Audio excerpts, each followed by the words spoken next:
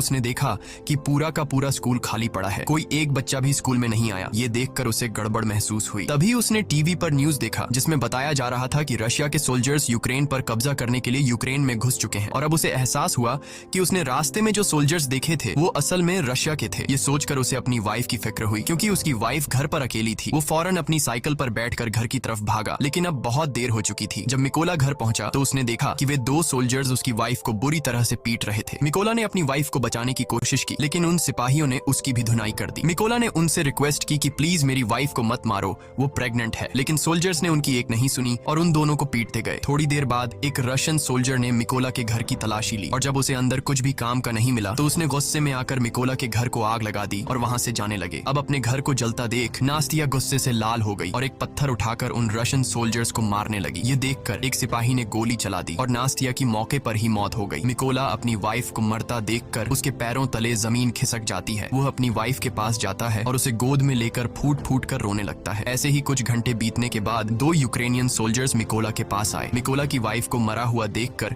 उन दोनों सोल्जर्स को बहुत अफसोस होता है और मिकोला के कंधे पर हाथ रखकर उसे हिम्मत न हारने को कहते हैं। उसके बाद उन दो सोल्जर्स ने मिकोला की वाइफ के लिए कब्र खोदना शुरू किया और एक कब्र खोदकर मिकोला से कहते हैं कि तुम यहाँ पर अपनी वाइफ को दफना दो। अपनी वाइफ की मौत के बाद मिकोला पूरी तरह से टूट चुका था। अब वो बिल्कुल अकेला रह चुका था। उन रशियन सोल्जर्स ने न सिर्फ उसकी वाइफ को मार डाला बल्कि मिकोला के आने वाले बच्चे और उसके घर को भी जला दिया। इसलिए अब वो बदले की आग में जल रहा था और उसे हर हाल में उस रशियन सोल्जर को मारना था जिसने उसकी बीवी पर गोली चलाई थी। उस सोल्जर से बदला लेने का एक ही रास्ता था कि वह यूक्रेनियन सोल्जर्स में शामिल हो जाए। इसीलिए वह यहीं पर उन दो सोल्जर से रिक्वेस्ट करता है कि प्लीज मुझे भी अपने साथ ले चलो, मैं भी यूक्रेन आर्मी में शामिल होना चाहता हूँ। इसके बाद वे दोनों सोल्जर्स मिकोला की बात मान लेते हैं और उसे गाड़ी में बैठाकर मिलिट्री बेस ले जाते हैं। जाने से पहले मिकोला